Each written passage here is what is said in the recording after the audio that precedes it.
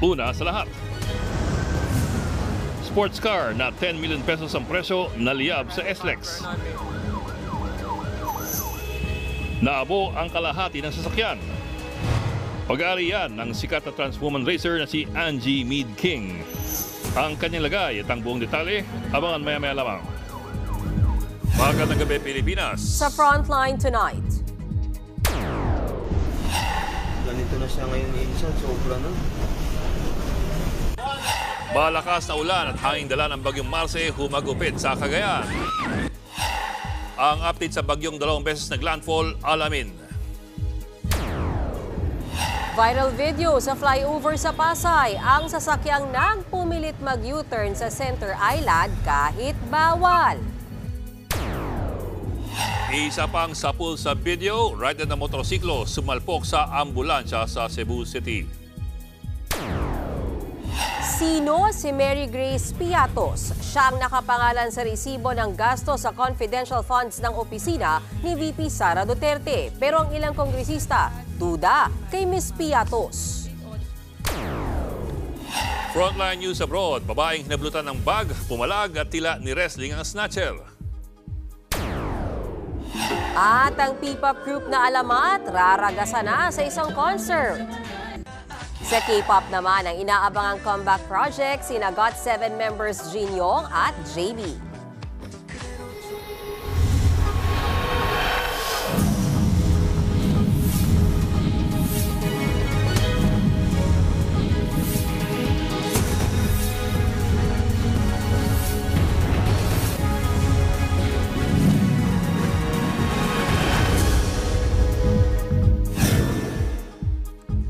Nasunog at naabo sa SLEX ang sports car na nagkakahalaga ng 10 milyong piso. Ang driver niyan, ang sikat na trans woman racer na si Angie Meade King. Nasa frontline na balitang yan, si Gary De Leon.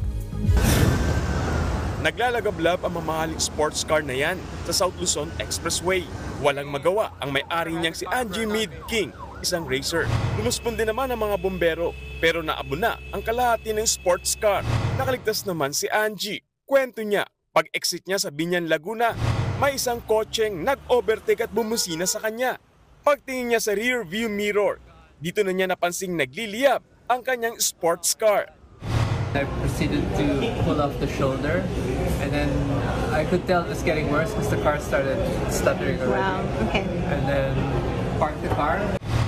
Nangihinayang si Angie sa natupok na mamahaling sports car. Lalo't higit kumulang 10 milyong piso ang presyo niyan. Hindi pa malinaw kung bakit nasunog ang sasakyan. Dahil ayon naman sa asawa ni Angie, maayos na ang kondisyon ng sports car bago ito minaneho. This car has been heavily modified. It's been in her friend's car shop for a long while. But the car was cleared, it was checked several times. Nagbabalita mula sa Frontline, Gary De Leon, News 5. Sa Pasay City naman, sapul sa video ang pasaway na driver na nag-U-turn sa Central Island ng flyover. Nasa frontline na balitang yan, si Dave Abuel. Humaharurot nung Martes ang itim na SUV sa Rojas Boulevard sa Pasay. Pagdating sa flyover, walang kaabog-abog na sumampa ang sasakyan sa Center Island at nag-U-turn kahit bawal. Muntik pa yang makatama ng motorsiklo. Ayon sa Pasay City Police Traffic Enforcement Unit, wala pang formal na nagrereklamo laban sa na-videohang driver. Pero idinulog na ng Pasay Police sa LTO ang insidenteng yan. Sa intersection na ito kahapon sa Taguig, nag-green ang traffic light, kaya umarangkada na ang mga sasakyan ng biglang. Isang babaeng tumawid sa pedestrian lane ang biglang tumilapon.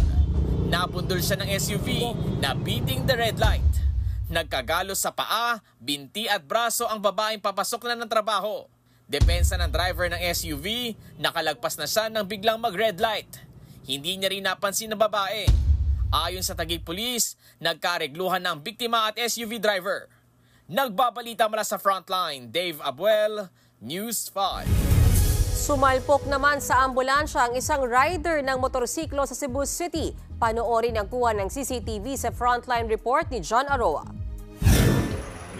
Kita sa video na yan ang daloy ng sasakyan sa junction ng Barangay Mabulo sa Cebu City, linggo ng hapon. Maya-maya pa, isang ambulansya ang tumawid kahit nakapula ang traffic light. Ang paparating na motor, tuluyang sumalpok sa ambulansya. Tumilapon ang rider at halos di na makagalaw. Yung ambulance ito is naka-siren. May kargang ang pasyente, so pupuntang ospital. So yung motor lang, kasi nga nasa right of way siya, at saka yung side nila is nakago. So kaya sigurong mabilis. Basag ang salamin at nayupi ang gilid ng ambulansya. Agad namang bumaba ang mga medic para tulungan ang rider. Dinala rin siya sa ospital matapos magtamo ng mga sugat, pero nakalabas din noong araw na yun. Wala namang nasaktan sa mga sakay ng ambulansya. Nangako naman ang rider na aakuin ang gastos sa nasirang ambulansya. Nagbabalita mula sa Frontline, Jan Arua, News 5.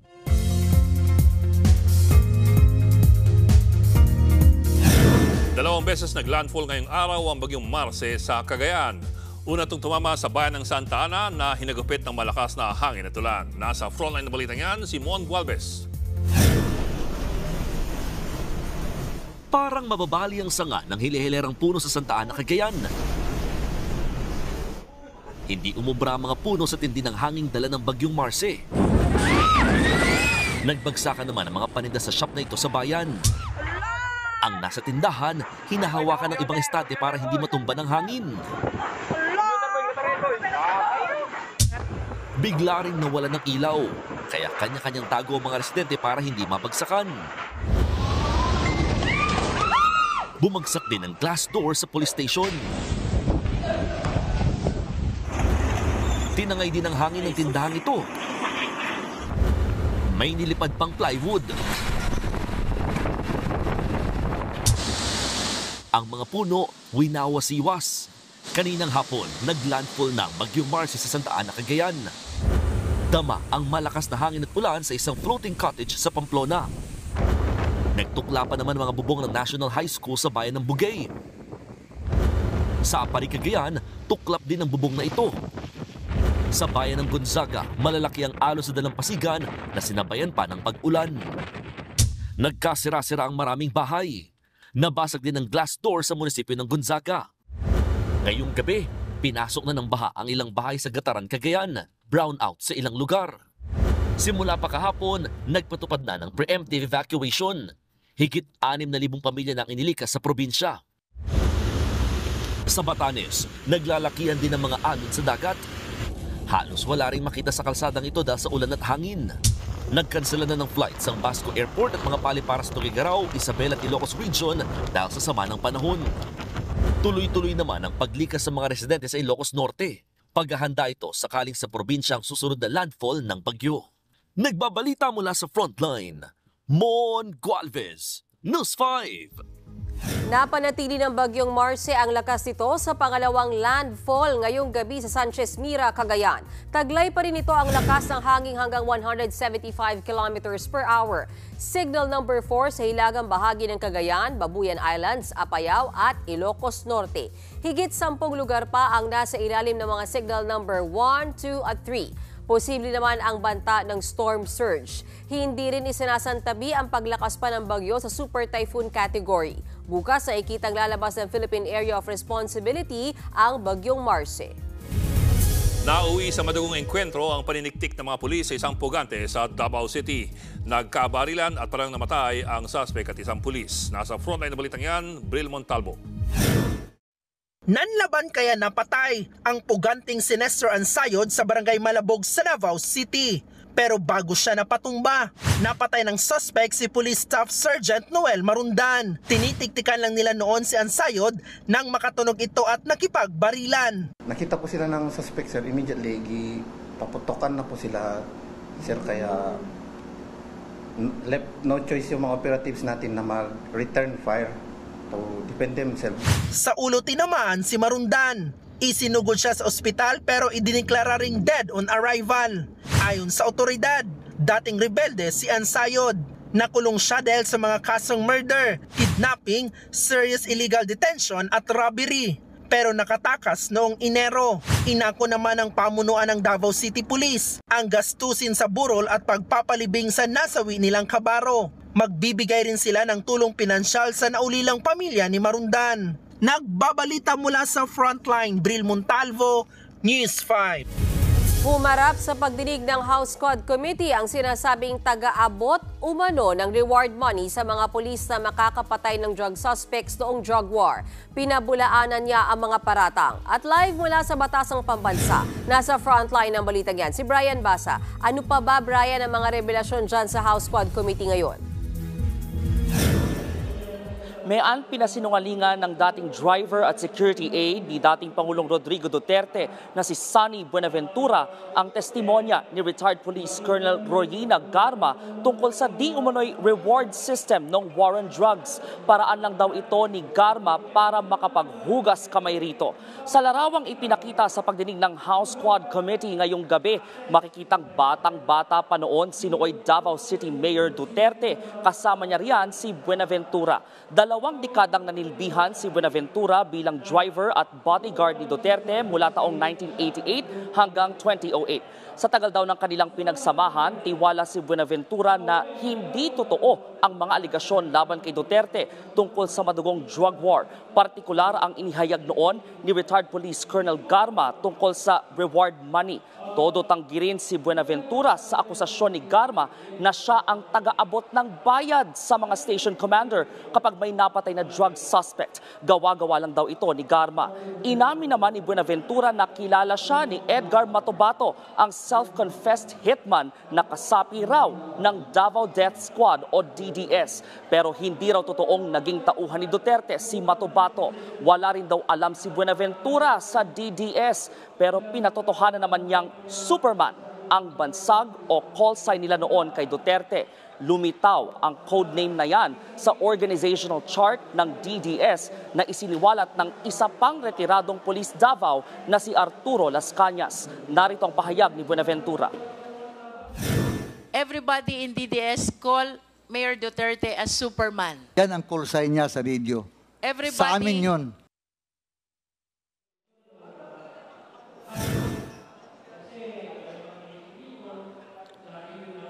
Samantala, ipinalabas muli ang October 2020 video ni Las Cañas na self-confessed hitman at dating miyembro ng DDS. Dito niya sinabing may direktang kinalaman ang mag-amang Rodrigo at Pulong Duterte sa illegal drug trade sa Davao City. Pero todo tanggirian ang mag-ama. Nasa International Criminal Court na ang testimonyang yan ni Las Cañas. Pinangalanan din niya sa video si Buenaventura. Agad hininga ng palagay si Buenaventura sa kung bakit siya idinawit ni Las Cañas. Sagot niya, maaari raw na may galit sa kanya si Las Cañas. Hindi raw kasi niya ito napagbigyan sa di umano'y alok noong mag-take over sa pagpuslit o pag-smuggle ng bigas. Giit ni Buenaventura, ayaw na ayaw raw ni Duterte sa ganong klaseng gawain. Balik sa inyo. Maraming salamat sa iyo, Brian Basa. Sino si Mary Grace Piatos? Na intriga sa kanya ang ilang kongresista dahil bukod sa kakaiba ang kanyang pangalan, siya rin ang nakapirma sa resibo ng gastos sa confidential funds ng opisina ni VP Sara Duterte. Nasa frontline na balitang yan, Marian Enriquez. Sa mahigit 150 na resibong isinumite ng opisina ni Vice President Sara Duterte sa Commission on Audit para ipaliwanag kung paanong ginastos ang confidential funds noong 2022 at 2023. Pinuna ni Antipolo Representative Romeo Acop ang kahinahinalang pirma sa ilang dokumento, gaya ng acknowledgement receipt na ito na may petsang December 30, 2022. Ang pangalang nakapirma, Mary Grace Piatos. The name would read, tama po ba? Mary Grace Piatos? Piati. Ha? Piati. Ang pagkabasa ko, Piatos eh. Now, sa tingin mo, totoong tao yan? It could be a person. Duda si Congressman Acop sa pangalan na tila pinagsamang pangalan ng cafe at chicheria. Dahil dyan, gustong paimbestigahan ng kongresista kung sino ba si Mary Grace Piatos. If hindi po totoo, hindi natin malalaman kung saan talaga napunta yung pondo, yung confidential fund. Naungkat ang tungkol dito sa pagdinig ng komite noong Martes na hindi dinaluhan ni VP Sara at iba pang opisyal ng OVP. Muling nag-issue ng subpoena ang komite para humarap sila. Sa kabila niyan, muling iginiit ng House Committee on Good Government and Public Accountability na wala silang ginagawang hakbang para ipa-impeach si VP Sara. Pero depende raw yan sa kalalabasan ng investigasyon. Kung hindi po nila maipapaliwanag ng maayos ito, definitely there will be a ground for impeachment. Nagbabalita mula sa Frontline, Marian Enriquez, News 5. Susunod, LGBT member na dating nakulong dahil sa droga, pinaulanan ng bala hanggang mapatay. Sa pool sa CCTV, babaeng tinangkang hablutan ng bag, lumaban at ginulpi ang snatcher. At unkabogable star Vice Ganda, may kinalaman nga ba sa pagkatras ni Ion Perez sa pagtakbo sa ng konsehal? Magbabalik pa ang Frontline tonight.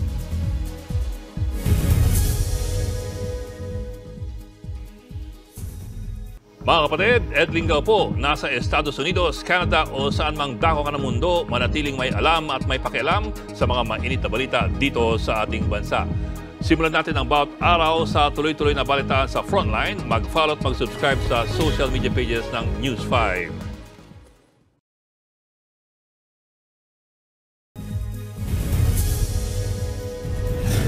Pinaulanan ng bala ang isang miyembro ng LGBT community na sangkot umano sa iligal na droga sa Cebu City. Ang huling sigaw ng biktima, narinig pa raw ng kanyang lola. Nasa Frontline na balitang yan, John Aroa. Sa iskinitang ito, nagtapos ang buhay ng isang LGBT member sa barangay Dulho sa Cebu City. Pinagbabaril si Gwendolyn Abiliana, 32 years old. Ayon sa lola ng biktima, pauwi na ang kanyang apo galing sa computer shop. Narinig pa raw nito ang sigaw ni Abiliana noong bago ito paulanan ng bala. Yatakan ang putahan. Agyata ka putahan. Naog. Naog. Giguyod tingay ito nila. Aminado ang lola ng biktima na sangkot sa pagbebenta ng droga at dati na rin nakulong ang kanyang apo. May nakuhang droga at paraphernalia sa crime scene. Kaya ayon sa mga pulis, hindi malayong droga ang motibo sa krimen. Posibleng kilala rin ni Abiliana ang pumatay sa kanya. Nagbabalita mula sa Frontline, John Aroa, News 5. Walang haba sa nanaksak ang isang lolo sa Davao Oriental. 2 ang patay habang 4 na kapitbahay niya ang sugatan. Nasa Frontline ng balitang yan si Bril Montalvo. Duguan at tadtad ng saksak sa katawan. Ang lalaking yan ang isugod sa ospital sa Manay, Davao Oriental. Ganito rin ang sinapit ng kasama niyang lalaki. Dead on arrival sa pagamutan ang 2. Bukod sa kanila, 4 pa ang sugatan kabilang ang isang senior citizen na kritikal ang lagay. Ang may kagagawan niyan, ang nagamok nilang kapitbahay na si Tatay Pedrito, 77 anyos. Kwento ng isa sa mga biktima na si Warlita Narvas. Kinatok sila ni Tatay Pedrito umaga nitong Lunes. Nang buksan daw ng mister niyang si Alonso ang pinto, 9 na beses na pinagsasaksak ng suspect ang kanyang asawa. Sinubukan daw niyang umawat pero maging siya ay inatake din ni Tatay Pedrito. Kaya napatakbo siya para humingi ng tulong. Natroma rin ang isa pang biktimang si Maria Luz Archaga na sinaksak sa kamay at braso. Kung hindi ako nakapasok sa aming silid, isa na ko sa Binorore. Agad namang naaresto si Tatay Pedrito. Na-recover sa kanyang bahay ang ginamit na kutsilyo base sa investigasyon. May problema raw sa pag-iisip ang suspect. Depensa naman ang suspect. Kay murag nawadan ko pangisip ko nangawak ng mukha ka o cellphone. Tapos papatay ko. Nagbabalita mula sa Frontline, Bril Montalvo, News 5. Parang may forever sa dami ng mga pasaway sa EDSA busway. Ang nakikitang solusyon dyan ng DOTR abay gawing counterflow ang takbo ng mga bus. Nasa Frontline ng balitang yan si Gerard de la Peña. Araw-araw, bantay sarado ng Special Action and Intelligence Committee on Transportation o SAI ang EDSA busway. Maglilimang taon na ito pero marami pa ring pasaway na nagtatangkang dumaan dito kahit bawal. Para tuldukan ito, isang solusyon ang naisip ngayon ng ahensya. Yan ay ang pagbaliktarin ang north at southbound lanes ng EDSA busway. Kung matutuloy yung balak niya pagpalitin ng mga lane yung mga bus dito sa EDSA, itong southbound lane ang magiging northbound lane at yung northbound lane ang magiging southbound lane. Kaya magkakaroon ng parang counterflow dito sa EDSA. Pero ang kagandahan raw nito dahil nandito sa kabahaging ito ang pintuan ng karamihan sa mga bus dito sa EDSA, hindi na kailangang umikot ng mga pasahero para lang makasakay at makababa ng bus. Kung matutuloy, mas ligtas para sa mga pasahero ng busway ang pagbaba at pagsakay nila sa bus, lalo't nakaharap na sa Center Island ang mga pinto ng bus. Pero ang mga pasahero at driver sa busway, nag-aalangan sa posibleng pagbabago. Mukhang mahirapan sir kasi yung nakasanayan natin dito eh. Parang nakakalito pag paikutin ka pa eh. Ayon sa commuter group na Alt Mobility, hindi na bago ang ganitong sistema. Ginagawa na rin ito sa Thailand. Pero dapat daw itong pag-aralang mabuti dahil may parte sa EDSA kung saan naglalabas-masok din ang mga bus sa busway. If you reverse the flow, how then will that work for the buses? Target itong ipatupad bago matapos ang taon. Nagbabalita mula sa Frontline, Gerard de la Peña, News 5. Kalmado at puno ng pag-asang hinarap ni US Vice President Kamala Harris ang kanyang mga taga-suporta. Tanggap na niya ang kanyang pagkatalo pero hindi raw sila magpapalamon sa dilim. Narito ang report.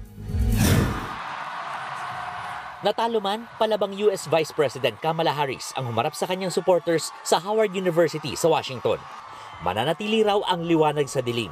Only when it is dark enough can you see the stars. The light of optimism, of faith, of truth, and service. This is a time to organize, to mobilize, and to stay engaged for the sake of freedom and justice. Mananatili rin daw siyang tapat, hindi sa presidente kundi sa batas. We owe loyalty not to a president or a party, but to the Constitution of the United States. Sa kabila niyan, tanggap ni Kamala ang kanyang pagkatalo kay dating US President Donald Trump. Tinawagan ni Kamala si Trump at nangako ng mapayapang transfer of power. Maging ang mga kakampi ni Kamala na sina dating US President Barack Obama at dating US First Lady Michelle Obama, binati rin si Trump sa kanyang pagkapanalo. Pero proud daw silang inendorso si Kamala. Isa-isa na rin pinasalamatan ng ilang Hollywood star si Kamala. Kabilang dyan ang EGOT winner na si Viola Davis. Nag-post naman ng mahabang statement ang rapper na si Cardi B. Hindi raw maikakaila na lumaban ng tapat at may integridad si Kamala.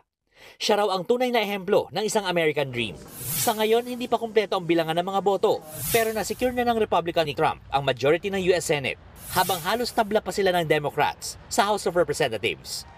Nagbabalita mula sa Frontline, Gerard de la Peña, News 5. Showbiz Tonight na tayo. Magkasama sa eroplano pero hindi magkatabi sina Catriona Gray at Sam Milby. Lalo tuloy umugong ang usap-usapang wala na silang second chance. Napansin niya ng netizens sa post na ito ng Cornerstone Entertainment. Papunta sila niyan sa Canada para sa isang concert kasama ang iba pang artista. Na-engage sila noong February 2023. Pero Pebrero nitong taon nang kumpirmahin ng talent agency ni Sam at Catriona na may pinagdaraanan sila sa kanilang relasyon. Wala pa silang update ngayon sa kung ano ang real score sa kanila. Kahit busy sa bagong kabanata ng Lavender Fields, binisita tayo dito sa kapatid network ng bida nitong si Jody Santa Maria. Panoorin natin yan sa report ni MJ Marfori. Mula sa pakikisaya sa mga Dabarkats hanggang sa atin sa News 5 at 1PH. Full of smiles, si Asian Academy Creative Awards Best Actress, Jody Santa Maria. Malayong malayo sa makamandag niyang karakter sa hit Dreamscape kapatid serye na Lavender Fields. Demanding ang maaaksyong eksena. Pero kailangan namin umalis dito. Baka mapag-initan siya ni Aiden. Harry, you have to find them! Magkakapasaka, ganyan. Kasi syempre napaka-physical ng action. Pero salamat naman sa Diyos na wala pa namang nai-injure sa amin sa set. Tumutok sa mas kapanapanabik na bagong season ng Lavender Fields, 8:45 p.m. sa Todomax Primetime 5 ng TV5. Matapos naman ang nag-aapoy na damdamin, gagawa uli si JC De Vera ng proyekto na mapapanood dito sa TV5. Kakaanunsyo lang ng JRB Creative Productions na makakasama niya si Gerald Anderson sa Nobody. It's definitely different. It's not the usual roles na nagagawa ko. May pelikula rin siya with Rian Ramos at Tom Rodriguez na ang titulo, Huwag Mo Kong Iwan. Showing ito sa November 27. Work ngayon ang aktor, lalo na at buntis na ulit ang kanyang misis sa kanilang third child. Nagbabalita mula sa Frontline, MJ Marfori, News 5. Diyan lang kayo mga kapatid dahil marami pa akong chika sa inyo mamaya. Susunod, girl power ipinamalas ng babaeng lumaban sa snatcher. Pampaserong bus, muntik ang madisgrasya nang biglang ma-heart attack ang driver.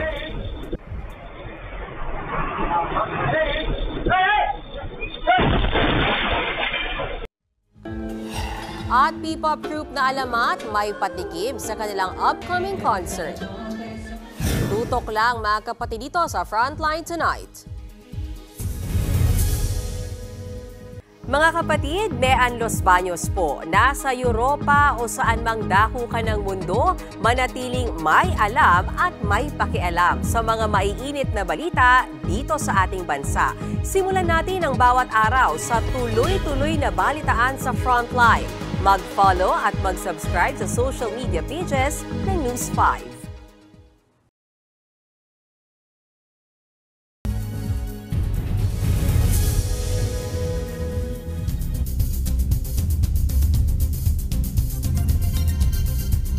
Palaban ng isang babae sa Iran na itinulak, sinuntok at hinedlock ang lalaking nanghablot ng kanyang bag. Panoorin yan sa Frontline report na ito. Sa kuha ng CCTV, makikitang naglalakad ang isang babae sa bahaging ito ng Iran nang biglang hablutin ng rider ang kanyang bag. Agad namang itinulak ng babae ang snatcher. Bumangon ng lalaki at pilit itinayo ang kanyang motor. Pero lakas loob siyang pinigilan ng babae hanggang sa lumapit ang ilang concerned citizens. Dito na pinagsusuntok ng babae ang sospek at nang kukuhanan siya ng litrato ng babae, itinulak niya ito tsaka tumakas. Hindi na hinabol ng babae ang kawatang bigo sa kanyang masamang balak. Nagbabalita mula sa Frontline, Elaine Fulgencio, News 5. Muntik ang madisgrasya ang pampaserong bus sa India nang biglang ma-heart attack ang driver nito.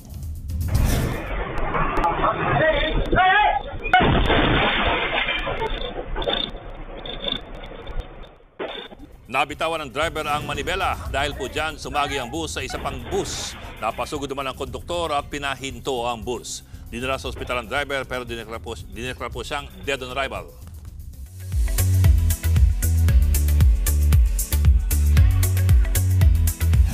Nilinaw ng unkabogable star na si Vice Ganda na wala siyang kinalaman sa pag-atras ng asawa niyang si Ayon Perez sa eleksyon. Sa panayam sa kanya ni OG Diaz, sinabi ni Meme Vice na nagbibigayan sila ng suggestion at opinyon sa isa't isa. Pero hindi raw nila dinidiktahan ang desisyon ng bawat isa. Matatandaang nag-post recently si Ayon na hindi niya na itutuloy ang pagtakbo bilang konsihal sa Concepcion Tarlac. Marami pa raw siyang dapat paghandaan para sa posisyon. Kaming dalawa, we don't decide for each other.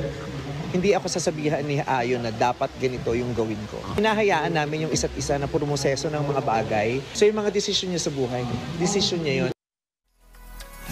Sa Hollywood, naurong ang nakatakdang release next year ng biopic ng King of Pop na si Michael Jackson. Ayon sa Lionsgate Entertainment, sa October 3 next year na ito target ipalabas. Naurong ito ng 6 months mula sa dapat sanang plano na April 18. Ang title nito ay Michael, na kwento ng ilan sa kanyang public and private life. Gaganap naman bilang si Michael Jackson ang pamangkin niya at singer-dancer na si Jafar Jackson. May mga ichichika pa ako mamaya kaya dyan lang kayo mga kapatid. Abangan, Grupong Alamat. Pinuri ang mga idol nila sa mundo ng P-pop. At K-pop GOT7 member Jin Yong, ano kayang next ngayong tapos na niya ang kanyang military service? Tuloy-tuloy ang balitaan dito sa Frontline Tonight.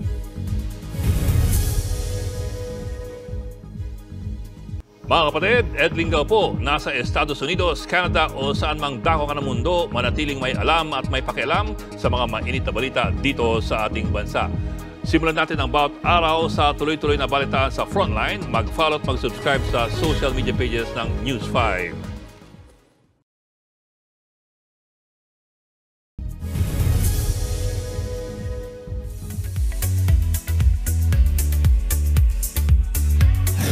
Nakalabas na mula sa military ang member ng K-pop group na GOT7 na si Jin Young.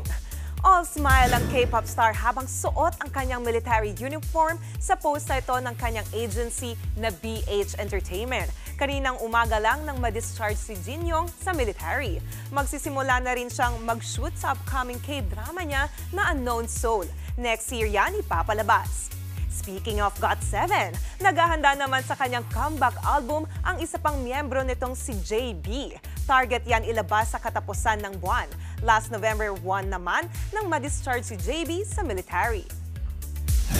For the moving forward, sa kanilang career ang tema ng P-pop group na alamat sa second solo concert nila na Ragasa. Kung kailan yan, panoorin natin sa report ni MJ Marfori.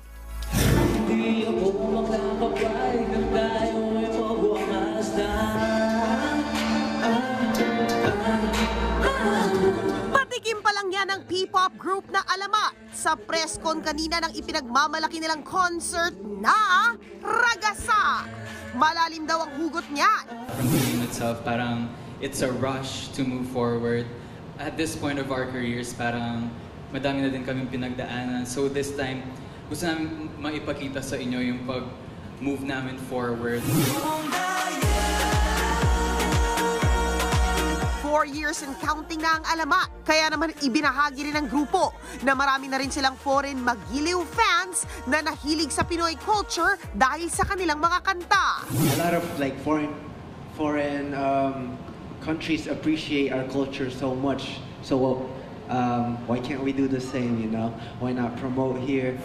Speaking of P-pop, lodi raw ng alamat ang SB19, BINI at G22 na nagpakitang gila sa world stage. Thank you din sa P-pop community, and we would like to also give acknowledgement to BINI and SB19, G22.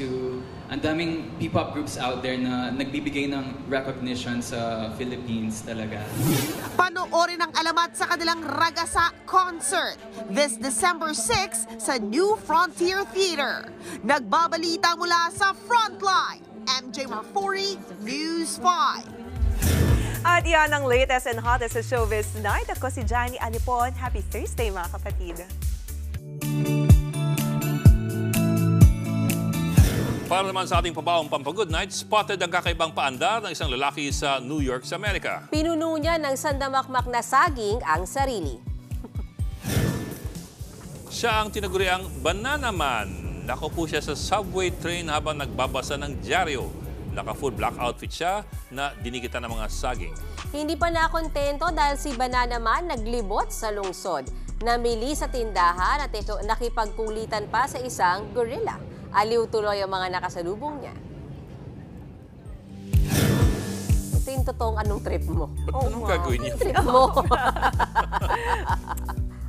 Oh, don't ask me.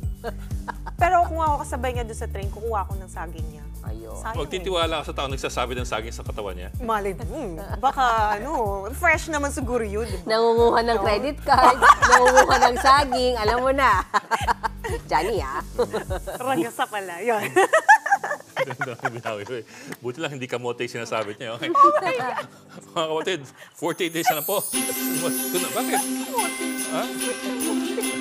Ituloy mo yung countdown mo, 48 days na lang. Oo, 48 days na lang. Johnny, yan po ang 45 minutos pagkuha sa Salagang Headlines. Balitan at diskusyon para sa paghubog ng matalinong opinyon. Kami inyong kasangka sa pagbabalita. Ako po si Mayan Gasbaños. Ako po si Ed Lingao. Magandang gabi.